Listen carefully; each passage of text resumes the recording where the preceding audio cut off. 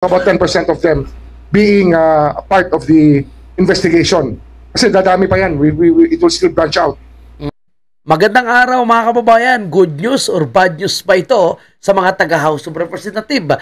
Dahil mukhang wala ng kabrad-brad sa pagkakataong ito dahil kakanain na ni Boying Rimulya itong si Tambaloslos Martin Romualdez mga kababayan. At sinasabi niyang wala na po siyang sasantuhin kung kahit sino man ang involved sa anomalya ng flood control na ito. Naku po, kung totoo ito, hindi masaya ito. Dahil mukhang marami pa yung ma-unlock na mga pangalan at marami pa yung maikakanta na mastermind o baka tuluyan ng magkaroon ng Saldico 1, 2, 3, 4, and 5 o mas marami pa ang tuluyang kakanta at dediretsahin ng ilaglag itong si Bongbong Marcos na tunay na nakikinabang sa anomalya po ng flood control na ito. Siyempre yan ang ating pag-uusapan.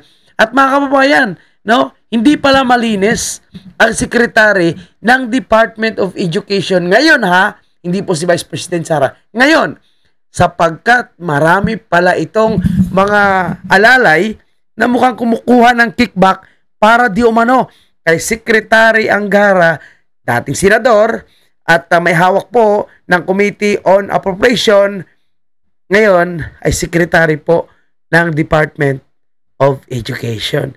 Ako po mga kababayan natin, no? Mukhang grabe talaga at talamak ng corruption dito po sa pamumuno ni Bongbong Marcos. Kaya Marcos, resign na. At itong si Locaret, unahin na rin natin ito mga kababayan po natin, no? Itong si Locaret na Claire Castro, dahil sobra po yung kanyang pagre-react doon sa tanong ni Senator Robin Padilla sa pagdinig po, siyempre, no, budget deliberation sa budget nitong Presidential Communication Office. Inatanong na naman ni Senator Robin Padilla ang clarification patungkol doon sa mga trolls na nagkakalat. Siyempre, may isang audio po na parang nag-leak na tinutukoy na mukhang si Claire Castro yung nagsasalita. Siyempre, wala naman pong mukha na pinapakita, pero parang kasing boses kasi ng Locaret. Ngayon, tinatanong ni Senator Robin Padilla kung siya nga ba ito. Hindi naman sinasabi ni Senator Robin Padilla na siya ang inaakusahan Pero grabe pong mag-react. At akala mo, no, perfect na siya, natuturuan niya pa itong ating magaling na si Senator Robin Padilla. Hindi na po napigilan ng bad boy ng Senado na supalpalin itong si Claire Castro. At ganito po yung pagkasabi ni Senator Robin Padilla. Si Claire, wala po akong akusa sa inyo. Ang punto po ay troll farm. Marami yan si Claire Castro, troll farm. Sila ang nagpapalaganap ng fake news at kung sila ba at kung sino ba ang nagpupundo sa kanila. Di mo ba, Senator Robin Padilla, may nabuking po itong si Vice President Sara na isang PR firm na sumisira sa kanya at yung nagpapakalat ng alias na Piona sa kanya ay nakalink po sa supporter ni Bongbong Marcos. And sabi nga ni BP Sara, alam niya kung sino yung nasa likod dito. Pero hindi niya pinangalanan. Siyempre, no, sila pa yung nasa pwesto ngayon. I-deny nila yan. And isa pa yan, mga kababayan natin. Di ba may nahuli din po na PR firm?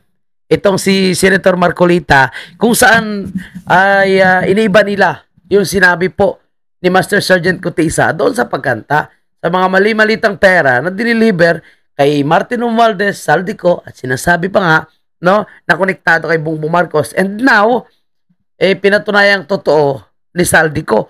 So, siniraan din po nila at kung ano-ano pa yung kanilang ginawa. So, 4 na Facebook page ang sumisira.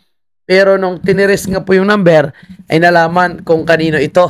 At syempre, konektado pa rin po sa Malacanang. Konektado pa rin po sa kampo ni Bongbong Marcos. Pero hindi na pinangalanan ni Senator Marcolita. Pero kumbaga, kilala niya na po, mga kababayan natin. So, dito si Locaret na si Claire Castro, mukhang siya po yung nasa likod nito o mukhang siya po is masyadong guilty sapagkat napakabilis po yung kanyang pag-react at obvious na siya po ay nagalit agad. Kasi kung hindi naman totoo, bakit ka nagagalit? Kung hindi ka naman guilty, bakit ka nagagalit? Totoo kaya ang sinasabi na itong si Locaret Claire Castro ay may hawak din ng mga vloggers and troll farm na nag-attack sa mga Duterte supporters at kay Vice President Sara at mga kaalyado. Di ba? Kasi ang bilis ng pag-react niya galit na galit po, mga kababayan.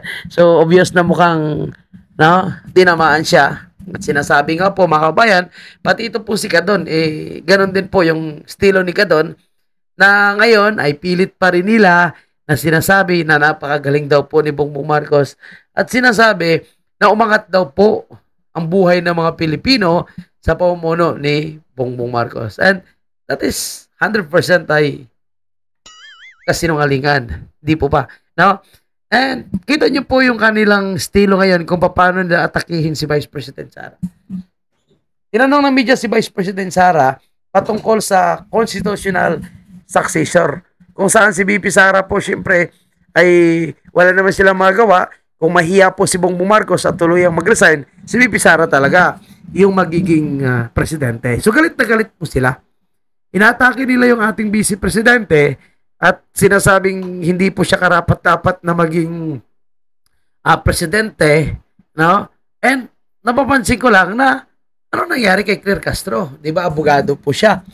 Pero grabe po siyang umatake at tila bang kapareho po sila ng linyada nitong grupo ng mga makakaliwa na gusto i-hijack yung pamumuno ng ating gobyerno doon sa lehitimong binoto ng taong bayan. So, presidente at vice presidente. And dahil ngayon nakikita natin na incompetent, weak leader at involved po sa malaking korupsyon sa ating bansa at talamak na nga po ito at balita na rin po sa buong mundo, hindi nila matanggap, no? Na si VP Sara yung papalit. At ang kanilang pilit na paulit-ulit na argumento ay itong confidential fund ni VP Sara na matagal na nga po itong namatay at yung impeachment nga po na sinusulong nila sinasabi pa ng Supreme Court na from the start ay hindi po ito dumaan sa tamang proseso. Kumbaga, hindi talaga na-impeach si VP Sara base doon sa decision ng Supreme Court. So, ang kanilang propaganda, dilawan, mga kaliwa, and of course, Claire Castro is pare-pareho. Kaya ang duda natin, no? Si Claire Castro po ba o yung palasyo ay nakikipagsabuatan sa mga kaliwa just to attack Vice President Sara at siraan sa publiko, particularly po sa usapin ng succession, yun naman talaga ang talagang mangyayari kung sakaling si Bongbong Marcos ay mahiya. Di po ba, mga kababayan natin? So, obvious po na parang ngayon lang po ito nangyari, no? Na magkasundo ang mga kaliwang grupo at ang palasyo sa pag-aatake sa kanilang kalaban sa politika. And that is our Vice President na siyang nagpanalo kay Bongbong Marcos. Okay, so napakahaba ng intro natin, no? So, huwag kalimutan mag-like, mga kababayan po natin. And punta na po tayo dito sa kabrad ni Martin Romualdez na si Boyeng Remulla. Wala na daw po sa santuhin at mukhang tatamaan talaga yung buong House of Representatives. Tingnan natin. Panoorin nyo ito. Madidisrupt talaga ang Congress dito. Madidisrupt sila. I have to talk to the Speaker because it's, these things will hurt a lot. Marami masasaktan dito kasi the book is full of, our law is full of statutes that will make people accountable and pay the price, make them pay the price for their misdeeds, yung hindi dapat ginawang mga bagay. Sir, when you mentioned madidisrupt yung Congress, paano nyo... Marami kasing maapektuhan Marami maapektuhan. More than 10% of Congress will be affected, at the very least. More than 10%. So, 10% of 300 is 30. So, kung 316 sila, mga 33. So, maliit lang po yun. No? Kasi karamihan po ng mga bumoto for impeachment of Vice President Sara ay kasabwat ni Martin Romualdez. So, maliit pa rin ang sinasabi ni Boyeng Remulla. Kasi yung mga pumirma sa impeachment ni Vice President Sara, malamang involved yun sa mga corruption. Kasi bakit ganon sila kagigil na i-impeach yung ating Vice Presidente? Diba? Na in the first place, alam naman nila na hindi totoo yung accusation po sa ating Vice Presidente. O gaya nitong si Atras Abante, si Chihuahua, si Valeriano, yung nasa Manila. at iba pang probinsya. Marami po sila. And actually, itong 8, no, na sinasabi nila mga kabayan po natin na nire-recommend for filing of cases, ano lang po yun kaunti pa lang po yun. At palagay ko not only 10%, Boyeng Rimulya. Kaya dapat wala na pong pagtatakpan itong si Boyeng Rimulya, ICI, at ang sekretary ng DPWH na parang senador na po ngayon ang kanyang trabaho, si Vince Dizon. Congress will be affected. Membership yan ng House. We're talking about the House. And it's no joke to talk about 10% of them being a part of the investigation. Kasi dadami pa yan. It will still branch out. But ito, yung mga low-hanging fruit. Siguro mga ano yan, mga... Sana po hindi po itong kwentong Sarsuela, ha? Kasi, tatawa ko dito kay Boyeng. Ano sabi nga ni si Senator Marcolita, si Boyeng, alam naman natin, kwentong Sarsuela yan. Bending talo. Kung this is 8, there will be around 12 to 15 more. Obviously, may conflict of interest. Na minention po namin. At dahil po dito, meron po kaming rinirekomenda, ang ICI at ang DPWH ay nagrekomenda sa ating Honorable Ombudsman na ng mga posibleng mga kaso laban sa 8 katauhang ito. So, 8 lang. Maliit lang po ito. Maliit lang po, no? At wala pa rin po dito yung hayop na si Martin Romualdez. Kasama si former Congressman Zaldico. Number 1, violation of Republic Act 7080 or the act defining and penalizing the crime of plunder. Violations of Section 3, B, E, and H of Republic Act 3019 or the Anti-Graft and Corrupt Practices Act. Violation of Article 210 of the Revised Penal Code on direct bribery. Violation of Republic Act 6713 or the Code of Conduct and Ethical Standards for Public Officials. Ito po yung conflict of interest. At violation din po ng Government Procurement Reform Act at violation of Article 6, Section 14 of the 1987 Constitution. So yun po, mahal na Ombudsman, ang sinusumiti namin. Maliit pa ito mga kabayan po natin, hindi pa ito, no? Kaunti pa lang ito kung tutuusin mga kababayan po natin. Karamihan po dyan sa kanila Ilan po yung pumirma is 250. O sabihin natin, 250. Lahat yan sila talagang may conflict of interest. The moment na sila po ay nakipagsabwatan na kumampi po kay Martin Romualdez. In the first place, alam naman nila na yung purpose ni Martin Romualdez is not to serve, but, diba, magnakaw. Yan po yung purpose nila. And same thing with Bongbong Marcos. Yung pagbalik nila talaga is hindi para magtrabaho, kundi muling magpayaman at gustong paniwalain ng taong bayan sa kanilang mga kasinungalingan, mga kababayan po natin. Okay, so, tingnan natin kung anong mangyayari dito sa kanilang nire-recommend. Kung magiging, ano ba ito, magiging totoo po ba ito o hanggang press conference lang. Again, no?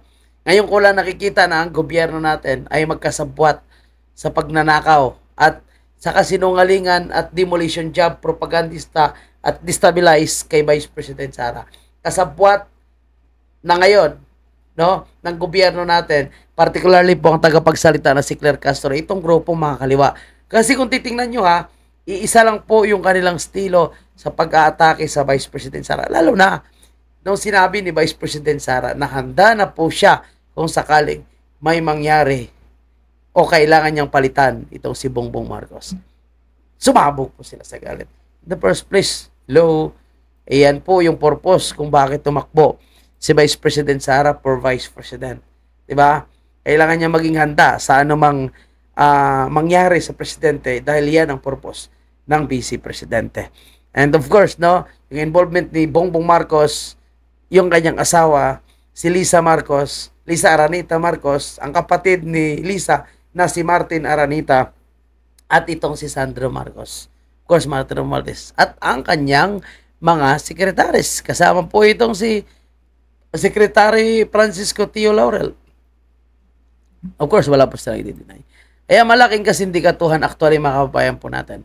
Ang nangyayari po, no, na pagtaas ng presyo ng mga pangunahing produktong agrikulturang imported. So, sabi nila, wala talagang kaunti yung supply. Alam naman natin na ito po is manipulated. Okay, balikan natin si Brownie mamaya dyan patungkol sa kanyang mga acquisition sa China. Ito po yung 8 yung sinasabi nila. Ipakita lang po natin ulit, no? Ito yung 8 pa lang na nire-recommend nila. Pero tingnan nyo walang kasama po dyan. Si Martin Romualdez, si Suarez, si Bini Abante, no? Si Chihuahua, may mga pinanata ni Yorme yan Si Dong Gonzales, hindi rin po kasama dyan. At marami pang iba, kahit si Congressman Adjong, di ba, ng Zamboanga, sinasabi ang pamilya nila is contractor. Si Rods Gonzales, di ba? Rods Rodriguez, yung si Congressman Uwaminal ng Misamis, yan, halos pareho po yan, may mga sariling construction company po sila, mga kababayan po natin. Hindi naman natin sinasabing involved sila, pero kung conflict of interest, mayroon yan, mga kababayan po natin. Okay, so, ito yung hindi nila matanggap na talagang palubog na po sila. At kahit anong gawin po nila, no, talagang gusto na mapalitan ng tao. Gusto na ng taong bayan na mapalitan po itong si Bongbong Marcos. Ilan na lang po yung nagde-depend sa kanya ngayon. Yung mga nangangarap pa na baka sakali malubag nila yung damdamin ng taong bayan. Kagaya nitong si Karen ng Iloilo. Sabi niya, nagkataon lang po na may umaabuso sa kabaitan ng ating Pangulo. Sabi ni Karen, alam mo, kahit abusuhin siya, in the first place, siya yung nagre-review ng punto. Makikita mo naman yan Napakadali lang. Ito yung NIP, ito yung GAP. Kumpara mo, bakit maraming tinanggal sa NIP at maraming insertion sa GAP? Dapat doon pa lang, i-questionin mo and ibibito mo lahat na yan. Pero tinanggap niya lahat. Ibig sabihin, kasapot siya. Yun lang po yun. At yan ang hindi nila pwedeng ma-deny. At yan ang hindi nila pwedeng ipanloko sa taong bayan. Diba? Kaya galit na galit sila sa ating Vice Presidente kasi hindi po gumagawa ng pagnanakaw. Na kahit anong gawin nilang paghalongkat, lahat na lang, pati confidential fund na supposed to be, ay hindi pinapakita sa tao, ginamit nila. Kasi gusto nilang sirain. Tingnan mo, may pinoposition na po sila ngayon for 2028. Raysa Ontiveros. Nako. Raysa Ontiveros, mamundo ka na lang. Okay, punta tayo dito mga kababayan po natin. Kay Secretary Angara. Maganda ito. Okay, sir. Wag mo na yan. Hanapin ko lang Dami kasi lagay na po natin. Okay, dito tayo kay Secretary Angara mga kababayan po natin. Anyway, shoutout po sa inyo lahat Kayo po ay nanonood sa video natin. Maraming salamat. At kung hindi pa kayo nakalike, paki-like naman po. Yan ang po yung ating simpleng pakiusap para tuloy-tuloy lang po yung ating pakikipaglaban laban po sa korupsyon at yung ating advokasya na makiisa po sa laban ng sambayan ng Pilipino. Wakasan ng korupsyon, ipakulong ang mga mastermind, lalo na po yung mga otak. Okay, so of course, pwede kayo mag-support sa ating channel. Marami po. Meron tayong membership, mayroon tayong super chatter, super thanks. And yan, pag nagla-live tayo, pwede kayong mag-send ng kung anumang tulong para sa ating munting channel. Okay, puntahan natin mga kababayan, itong akala natin malinis si Angara, kaya pala mga kababayan natin na ngayon ay galit na galit siya kunwari dahil ang kanyang undersecretary ay involved, lumalabas pala na marami pala itong kalamay si DepEd Secretary Angara. Kaya kung ako sa kanya, para hindi po mabahiran ng anumang korupsyon, ang napakalaking budget niya, 1 trillion ngayon, ang nakalaang budget po sa House ng Senado, so both houses, inaprobahan sa Department of Education, may higit 1 trillion. Kaya para makasigurado ang taong bayan, na ito ay mapupunta talaga sa pangailangan ng edukasyon, mapa-building man, o mapa-estudyante, o mapa-guro, palagay ko dapat din pong mag-resign si Angara. Bakit ko nasabi yan? Ito kasi panoorin nyo to. Angara 5 kung tawagin ng source ng Bilyonaryo News Channel ang 5 kawani ng gobyerno na sangkot umano sa insertions sa national budget. Anya, den of thieves kung ituring ang mga ito dahil sa lawak daw ng Den of tips. Angara's Pride. Wow. Ng kanilang insertions. Malawak umano ang mga koneksyon ng mag-ama na former Senators Edgardo at Sani Angara. Wow. Ang lawak ng kanilang galamay. Dito ang mga nasasangkot ngayon sa flood control scandal. Una nang lumitaw ang pangalan ni DepEd Secretary Angara sa flood control mess dahil sa di umano'y deliveries ng 12% kickback ng projects na para raw sa kanya. Naging Yun naman pala. Yun naman pala kaya hindi nila kini-question yung mga insertion ni Saldico, Martin Romualdez, Bongbong Marcos, no, Risa Hontiveros. Sino pa yung mga mahilig mag-insert dyan? And of course, no, Sandro Marcos. Kaya pala hindi nila kini-question. Lumalabas po na sila parehong magkasabwat. Naku po, nakakagigil talaga. No? Nakakagigil na po yung nangyayari sa ating bansa. Kaya ano pa yung inaantay natin? Mga kababayan, no?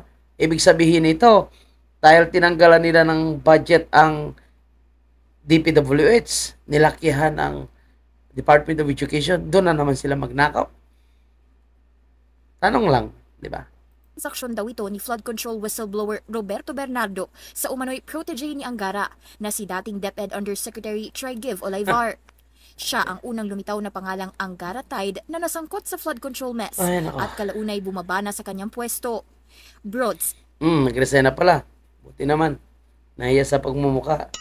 Si Bongbong kaya kailan? Sina Angara at Olivar sa Sigma Rho Fraternity. Ayon sa aming source, marami ring koneksyon si Olivar sa iba pang mga opisyal ng gobyerno, kabilang ang mga nasa DICT at DBM. So, ibig sabihin, kahit nag-resign na, marami pa rin koneksyon. De paldo pa rin. Patay tayo dyan. Dati na rin daw nagtrabaho si Olivar sa Senado nung nabubuhay pa si late Senator Angara, ayon sa aming source. Naging kasamahan din nila noon si dating DBM Secretary Amina Pangandaman na bumaba na rin sa pwesto sa gitna ng... Wow!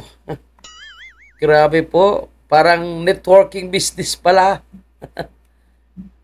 Ang kanilang ginagawang pagnanakaw. Langhiya po mga kabayan po natin. Kaya hindi ka Pilipino kung hindi ka pa magagalit sa mga taong ito. Flood control scandal matapos idawit ni dating Ako Bicol Party List Representative Zaldico. Ayon kay Ko, si Pangandaman daw ang nag-arrange ng meeting kaugnay ng budget insertions na gagawin ni Ko para umano sa Pangulo na nasa 100 billion pesos. Ang ikatlong pangalan, ayon sa aming source, ay si Ronald Ang na naging kinatawan din ng Ako Bicol Party List. Magkasunod na nagsilbi sa Ako Bicol. Kunik-kunik po mga kababayan natin. Sa Ako Bicol, Saldico, konektado rin sila. Sina Ronald Ang at Zaldico noong 2019. Wow. Si Ang sa mga huling buwan ng 17th Congress at si Ko sa pagpasok ng 18th Congress. Ang lupit mo talaga, BBM. Si Ang ay ngayon TIEZA Director at dati siyang consultant sa opisina ni late Senator Angara. Taong 2008, naging VP din siya at Corporate Counsel ng Sunwest Group of Companies, Wow. ang kumpanyang naiuugnay kay Ko at sa mga anumalyang infra projects. Kasunod nito, saka na siya naging Ako Bicol Party List Representative noong 2019. Sabi sa kanyang corporate background, kasalukuyan pa rin siyang VP ng Sunwest. Director din siya ng hotel companies na tied din kay Zaldico, kabilang ang Miss Cibis. Ika-apat ay si DBM Undersecretary Wilford Wong na ngayon nakatoka sa local government at regional operations ng DBM. Grabe, ang lulupit ng network ng mga to. Pero in fairness mga kababayan natin, ang galing ng bilyonaryo. Mabuhay po kayo, bilyonaryo. Ayon sa aming source, bata ni Angara kung ituring si Wong. Naging Sana all may bato. bagman din siya umano ni Pangandaman sa insertion transactions. Una nang isiniwalat ng Billionaire News Channel ang ikalimang pangalan na si Yusek Faye Condes de Sagon ng DICT na di umano'y de facto secretary ng ahensya. Grabe, mga kababayan po natin, DICT, Department of Education, DBM, DPWH, contractor, COA, presidente, no, House Speaker, mga senador, magkasabwat po sila mga kababayan po natin. No? Hindi naman nila nagagawa ito nung panahon ni President Duterte, di ba? Pero magtaka ka, no? Sa 3 taon lang mula nang umupo si Bongbong Marcos, grabe talaga yung kanilang pamamayagpag. Kaya hindi nagkamali ang taong bayan sa pag-question sa gobyerno ni Bongbong Marcos bakit wala po itong mga major infrastructure project? Bakit wala po itong napapagawa ng mga proyekto? Bakit puro patsi-patsi? And of course, itong pinagmamayabang niya na flood control, 5,500 at marami pang iba. Pero nga ang nangyayari. And now, tandaan nyo walang budget po yung flood control. So kaya wala tayong maasahan na matitigil yung mga pagbaha. Lalong lalala kasi wala namang budget eh. Alangan gagawin nila na walang budget. So yung mababawi nila, ay papagawa po ba nila ng flood control? Sinabi, ibabalik naman nila yan sa DBM or sa Treasury, National Treasury po natin. So hindi naman basta-basta magagamit yan sa flood control kung hindi naka-allocate. Yung sinasabi ni Bongbong Marcos na kontrabaha, hindi natin alam kung gaano ka-effective yan. Dahil hukay-hukay lang man yan eh. Ha? Nung panahon ni President Duterte, marami pong pinagawa, sabay hukay, hindi ganun kabaha. So, siyempre, habang tumatagal, kailangan nilang i-upgrade. Yung problema, hindi nila in-upgrade. So, kaya anong nangyayari sa ating bansa? Kaya ang uplan kontra baha, hindi po effective yan. Siguro, magkaroon tayo ng uplan kontra bangag. Kasi kung magkaroon ng uplan kontra bangag, si BP Sara yung upong presidente, sigurado, masusolusyonan po yung mga pangunahing problema. Tandaan natin, yung ganito kalala na problema sa korupsyon, droga at krimen, hindi po ganon kabilis na isang ganon lang ni BP Sara is masolusyonan. Hindi po yun. So baka yung 6 na taon ni BP Sara ay kukulangin pa bago niya maayos itong sigalot, itong korupsyon, itong pagsira ni Bongbong Marcos sa ating bansa. So matagal-tagal po yun. At tayo nyo, yung ginawa ni Tatay Digong doon sa war on drugs, na inakala niya kaya niya gawin ng 6 na taon. Pero nagulat siya nung pag-upo niya. Kasi siyempre nung hindi pa siya umupo, nakita niya na. Pero hindi niya alam na ganun talaga kalala. Pero nung umupo siya, nakita niya, wow, sobrang lala talaga yung droga na nangyari po sa ating bansa. Kaya kulang talaga yung kanyang 6 na taon sa totoo lang. Pero kahit pa, na-eliminate at kaunti na lang yung natitira. Marami yung mga barangay na naging drug-free. Pati corruption, dahil nagkaroon din po siya ng Presidential Anti-Corruption Commission na talaga nakatutok para imbestigahan yung mga reklamo against sa mga corruption at anomalya, local man o mga national officials. So napakaganda yun. And yun po yung inabolis ni Bongbong Marcos. Nag-create siya ng ICI pero huli na. And ang ICI, useless na rin. Kasi siya yung iimbestigahan. Anak niya po yung iimbestigahan. So, anong aasahan natin na magandang solusyon? Di wala. Yan. Okay. So, tingnan natin mga kababayan po natin. Sa ngayon, wala pang sagot itong si Secretary Angara sa issue po ng napakarami palang galamay niya na involved sa corruption. Pero sinasabi niya, wala naman daw direct evidence na talaga siya ay involved. Pero siya nagsasabi. Pero sa mga report, lumalabas na kumukuha siya ng kickback na 12%. Okay, so puntahan naman natin mga kabayan po natin. Maiksi lang ito. Kung saan nagpasalamat po itong si Vice President Sara, mga kababayan, sa Senado na nag-approve agad ng kanyang budget in just 5 minutes. Ang galing. Yes, magandang hapon sa inyong lahat. Dalawa lang po yung sasabihin ko. Unang-una sa inyong lahat, sa Senate beat ng Friends from the Media. The reason na pumunta ako dito ay para batiin kayong lahat ng Blessed Christmas and a Happy New Year. And I wish you good health in the year 2026. And we'd like to thank the Senate of the Philippines for approving the OVP year 2026 budget. Yan lang. Thank you. Shukran. Wala na akong ma'am, questions. Thank you. So, yan lang po mga kababayan po natin. So, nagpasalamat si VP Sara. And dahil medyo may init-init pa po yung kanyang mga sagot, mukhang hindi pa makamove on si Claire Castro, naglaylo muna si VP Sara sa pagsagot ng mga questions. So, hindi mo na sa tumanggap ng mga questions dahil may mga sagot naman po siya sa ilang mga questions. Particularly po sa issue ng succession, issue ng corruption, issue sa insertion ng mag-amang magnanakaw. So, siguro in respect lang sa Senado, Palagay ko lang, no? Kaya iniwasan na ni VP Sara na magsalita. Total, approve na yung budget niya. So, wala naman siyang kailangan ireklamo. And alam naman ng mga senador na talagang nagtatrabaho po si Vice President Sara ng maayos. And nakita nga po natin, naku po, mga kababayan po natin, mukhang dumidikit ngayon po itong mga taong naglalaglag sa kanya. Particularly po itong si Tuta Soto, no? Dikit na dikit po kay VP Sara, mga kababayan po natin, no? At iba po yung karisma ni VP Sara, no? Kaya itong mga taong naninira, wala to sila. And actually, si Risa Ontiveros nga, ay, may tanong pa atay. So, iyak na lang si Risa Ontiveros dahil hindi po siya napagbigyan. wala siyang magagawa. Dahil unang-una, wala pong tinatagong masamang amoy itong si Vice President Sara. Yung mga issue ng corruption, actually, sila po yung gumagawa niyan. Hirap po sila na patunayan yan. Dahil hindi po sila makakuha ng ebidensya. Ang hirap mag-manufacture ng ebidensya. Sabi nga natin, mahirap gumawa ng kamalian sa taong hindi gumagawa ng masama. So, mahirapan sila maghanap. Wala silang makuha. Paulit-ulit lang sila sa confidential fund doon sa DepEd. Kasi nga, yun lang yung issue na nakikita nila. Na pwede nilang iba to kay VP Sara. But, all in all, yan po ay walang kwenta at paulit-ulit lang, mga kababayan natin. Di ba?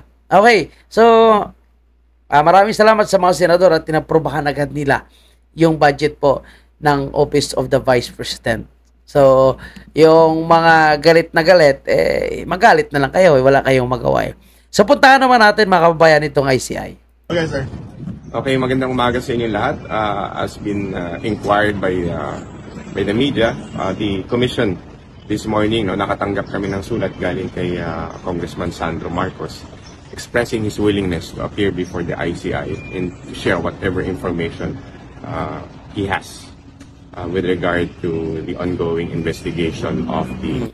Anyway, mga kababayan po natin, yan po yung sagot ng ICI, no? Na nakatanggap po sila ng report mula kay Sandro Marcos or sulat mula kay Sandro Marcos. Na si Sandro Marcos daw ay willing daw po na sumagot sa anumang questions, clarification, investigations ng ICI patungkol sa kanyang involvement sa corruption at insertion na sinasabi po ni Saldico.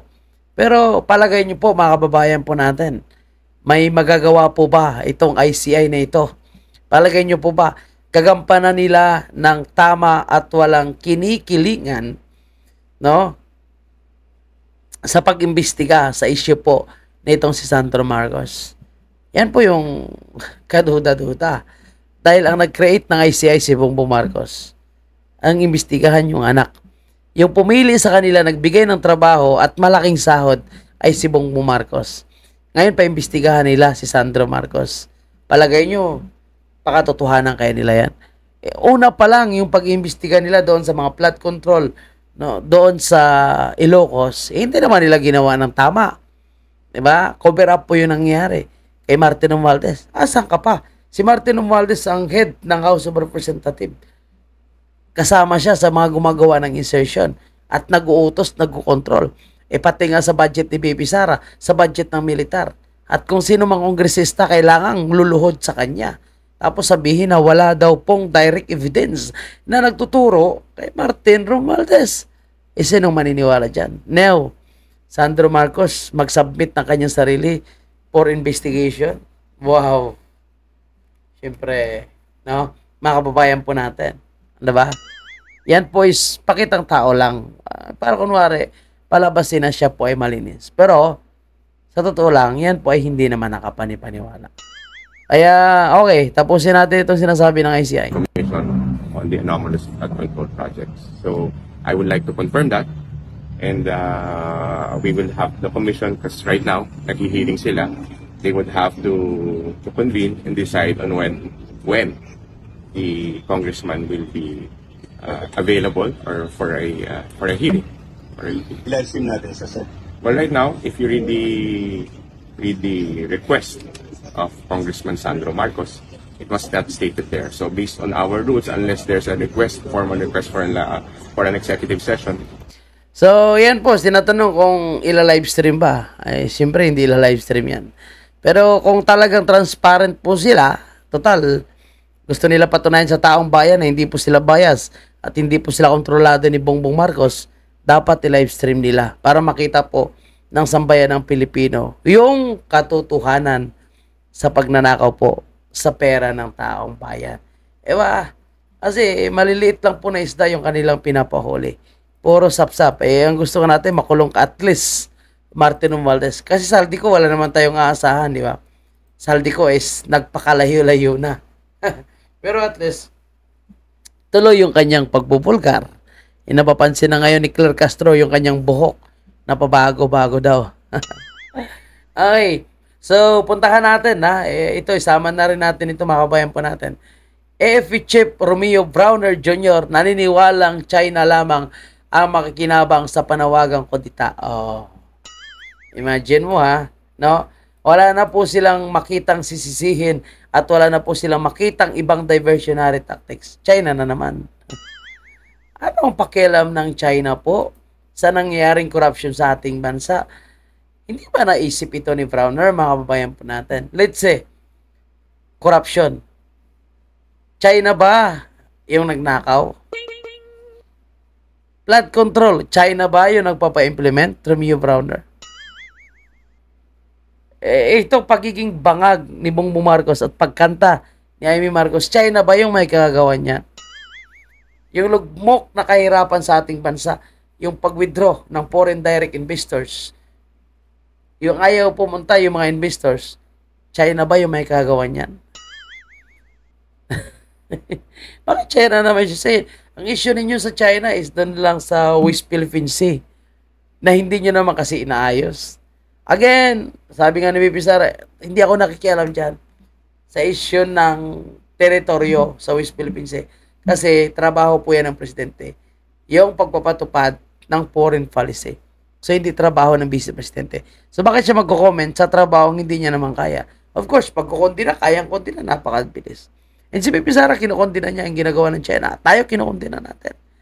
Hindi tayo papayag dyan. Pero sino makaresolba? Si Bongbong Marcos. Pero sana, yung AFP natin, mahiya naman po sila. No? Kung talagang para sila sa taong bayan, kampiyan nilang taong bayan. Pero wag na nilang ipasa sa China, wag nilang isisi sa China yung nangyayaring corruption sa ating bansa o yung kahirapan na nangyayari po sa ating bansa. Diba? Kasalanan niya na nakaupong presidente. Kaya, kung bakit hindi pupunta yung investor, kasalanan niya na nakaupong presidente. Dahil hindi nila nagugustuhan ang kanyang polisiya at hindi nila nagugustuhan ang kanyang pagpapatakbo sapagkat talamak ang korupsyon dahil kay Bongbong Marcos. Na kung saan ang panahon ni Presidente Duterte, buwabawi na nga po yung ating ekonomiya, tumataas yung turista, dumadami ang investors dahil nakita nila na mayroong peace and security. Ngayon, nagsiuwian dahil sa kagagawa ni Bongbong Marcos. So, hindi po yun kasalanan ng China. Kaya dapat kampihan natin ang taong bayan at kung ano ang gusto ng taong bayan, yun dapat ang kanilang susundin. Huwag po sila maging instrumento ng pagnanakaw, ng korupsyon, ng nakaupo ngayon sa pwesto. At dapat mahiya si Browner. Taong bayan ang nagpapasahod sa kanya. Hindi po si Martin Romualdez, hindi si Bongbong Marcos at kung sino mang politiko.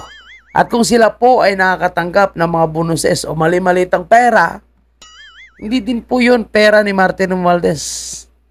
Hindi po yung pera ni Bongbong Marcos. Kundi pera po ng sambayan ng Pilipino na ninakaw nila.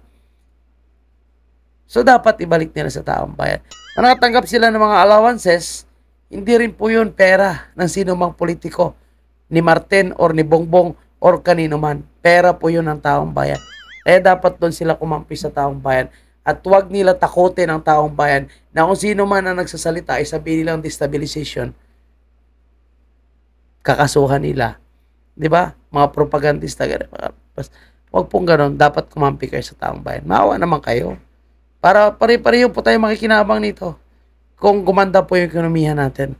At siguro, no, idagdag natin sa sunod natin mga video, yung sinabi po ng ambasador ng France kung bakit nagwi-withdraw yung mga investors na France sa ating bansa. For the meantime, dahil wala pa tayong video, hahanapin pa natin. So hanggang dito na lang muna. At kung kayo po ay umabot sa video ito, huwag kalimutang i-like. At kung kayo po ay hindi pa nakasubscribe, mag-subscribe na po kayo. At kung gusto nyo po makiisa sa mga malawakang kilos protesta, hindi ng NPA, hindi ng mga kaliwa, hindi ng mga dilawan, kundi ng mga tunay na ordinaryong Pilipino na gusto ng pagbabago. So, kasama nyo of course yung mga Duterte supporters. Abangan nyo po dito sa ating channel kung kailan po natin i-discuss at kung kailan po at saan yung location. Huwag po kayo sumama sa Lunita at huwag po kayong sumama sa It's a People's Monument. Yun po ay pinupuntuhan ng gobyerno ni Marcos Jr. Kaya wala po silang Marcos resign. At yung isang may Marcos resign, yun po ay pandadamay din sa Vice President Sara. So it's another diversionary tactics. Yun lang po. Maraming salamat and God bless mga kabayan.